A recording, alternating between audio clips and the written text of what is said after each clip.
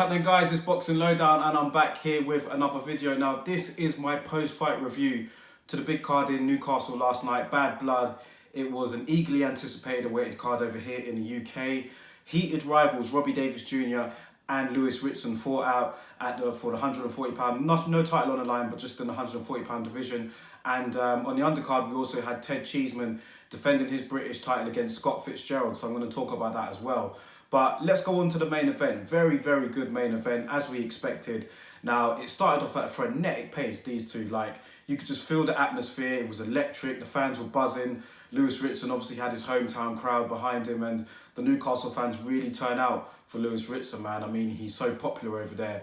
And just the electricity in the building was there, and it was the first 3 rounds, I'd say, was just like everybody was just like really pumped up for it. Both fighters really came out at each other, just swinging non-stop punches. And when I was watching it, I was thinking to myself, like, this is not going to go 12 rounds. Like, in the first round, like, Robbie Davies really wanted to, like, stay in Lewis Ritson's chest. Didn't really want to give him any room to breathe. He really wanted him to feel the, the weight of the £140 division, because he's much more acclimatized to that weight than Lewis Ritson is. However, Lewis Ritson was landing his fair share of shots, some quality shots there, and it got the crowd going. Like, Davies was probably a bit more busier, but the shots that Lewis Ritson was landing really told. I thought he landed more of the quality shots. And I think that was the pattern of the fight, actually. I mean, after the first 3 or 4 rounds, the pace started to slow down a bit. But how I saw it was, Robbie Davies Jr. was like getting in Lewis Ritson's chest, was really letting his hands go, and he was landing some good hard shots as well. And there was a time when I was thinking to myself that, can Lewis Ritson last this whole distance with like Davies Jr. in his chest like this, because he wasn't going anywhere. And even though Lewis Ritson was landing some really tough shots, he didn't really look like going over Robbie Davies that much. So I was thinking to myself, like, is the pace going to get to him towards the end of the rounds, like towards the final, like the championship rounds? But to be fair, Lewis Ritson held out, to his credit, man. He did hold out. And for me, the more eye-catching shots were coming from Lewis Ritson. I think he was a deserved winner. I think the scorecards were correct in that, like, probably like 2-3 points or so. But it was a very good, hard, competitive fight, man. I think Robbie Davies Jr. hasn't got nothing to be ashamed of. I actually picked him to win going into the fight. I thought that his experience at, British and European level would probably see him through, as well as him being the naturally bigger man. However, Lewis Ritson had the hometown crowd behind him, and I think that played a major key in his him coming out with a victory last night.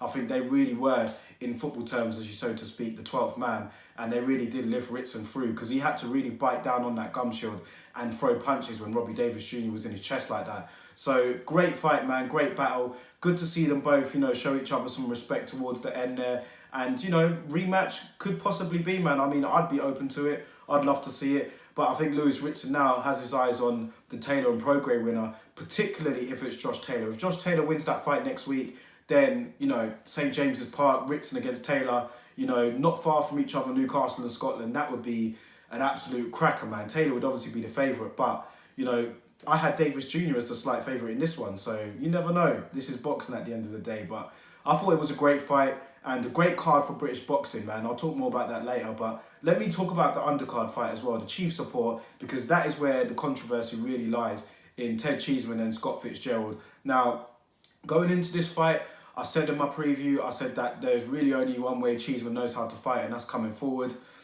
I think he fooled all of us there, man, because Ted Cheeseman, in the opening few rounds, he looked like, he was boxing on the back foot. He was boxing very well behind his jab. And he showed us different looks, man. Nobody expected Ted Cheeseman to go in there and box the way he did. And I think that puzzled Scott Fitzgerald as well for a little bit, because he was expecting Cheeseman to come forward. But Cheeseman was doing very well behind his jab. He was, I wouldn't say sticking and moving completely, but he was actually boxing well. And he was keeping Fitzgerald at the end of that jab and boxing very, very well. And it was weird for us to see, because we're so used to Ted Cheeseman coming forward and banging away. But in this particular fight, he wanted to show that he does have a range of skills. He can do other things rather than coming forward. And that threw Scott Fitzgerald off a little bit. It did. And, after the first, 4 or 5 rounds, I had Cheeseman up, man. I thought Cheeseman was doing well. I thought that Fitzgerald wasn't out of it, but he definitely looked a bit puzzled by Cheeseman's tactics. And it was the middle rounds where Fitzgerald started to pick it up. He was starting to figure out Cheeseman, and it was starting to wear on Cheeseman, like boxing the way he did. and you know, it turned out to be a lot more closer down the stretch. Now, the judges' scorecards at the end of the fight, I mean, Fitzgerald had a very strong last 2 rounds, no doubt about it. But I thought that Cheeseman did very well throughout the fight. I thought that he probably maybe did enough to win it. I know that a lot of people disagree. People agreed with Fitzgerald winning it. But I thought Cheeseman did very well as well. And I thought it could have gone either way. Like, some people scored it a draw. Some people scored it for Cheeseman. Some people scored it for Fitzgerald. So it was one of those type of fights. It definitely wasn't a robbery, as I've seen some people say. And a lot of people are really quick to, you know, call a fight a robbery if it doesn't go the way how they saw it. And that's not the case. Like, with this particular fight, it was close. Some of the rounds were difficult to score. Nobody was really dominating the other. Like, when Cheeseman was doing well, he wasn't like boxing Fitzgerald's ears off. Like, it was still close and competitive. So I thought that it was a close fight. A draw would have been fair. But Cheeseman, I have to say, I did feel a bit sorry for him at the end, man. I'm not saying that Fitzgerald didn't deserve to win. It could have gone either way. But it's been a rough year for Ted Cheeseman, man. Hasn't had a victory all year. And in his last fight before he fought Fitzgerald, he should have won that one as well, let's be honest. But he didn't. It came out as a draw. So I saw his post-fight interview with IFL after the fight. He was very, very disappointed, man. Very, very, like, just downbeat, and it seemed like he was ready to throw it all away, man. It was, like, very sad to see. But Cheeseman can bounce back from this, man. Hopefully he speaks to the right people. And, you know, it's been a bad year for him this year, but in boxing, like, you suffer losses, man. There are things that don't go your way. You do have hard times, but I think Cheeseman does have the ability to get back to, you know, winning a British title for sure.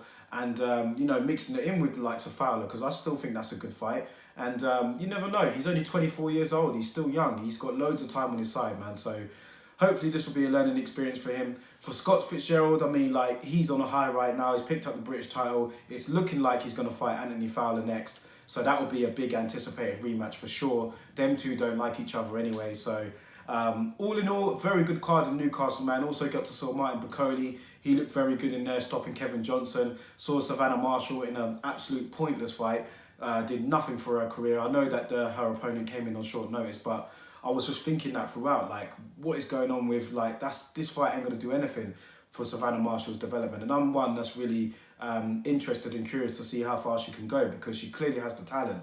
So I think it was a good card. I think that the atmosphere was electric, it was buzzing, and a good card for British boxing, a good card for Saturday fight night, because as we all know, the Saturday fight nights have been diminishing for the last few months, but it's good to see that Eddie Hearn and Matchroom are starting to invest more money into that show now, and we're going to start seeing some good fights on there. We've got Callum Smith fighting on Saturday fight night next month, so that'll be a treat for us. And yeah, I think it was a very good card last night. But that's just my post-fight thoughts on it. Let me know your thoughts in the comment section below. I thought that it was a good card of action. Cheeseman and Fitzgerald, I thought that, you know, it was slightly, I mean, it wasn't really, what's the best way to put it? It wasn't a robbery. So I could see if someone in the comments says that they saw Cheeseman winning, I'll be like, okay, that's fair. If they saw Fitzgerald winning, I'd say that's fair. And if they saw it as a draw, I'd say it's fair. It's one of those kind of fights. So even though I felt sorry for Cheeseman, I'm not taking anything away from Fitzgerald. And the main event, I thought it absolutely delivered to expectations, one that we wanted to see. Both men put it all out there, and it was good to see that they showed respect to each other afterwards as well, considering that they, you know, they had a little bit of dislike for each other before the fight. So let me know your thoughts about it in the comment section below. I'll catch you guys.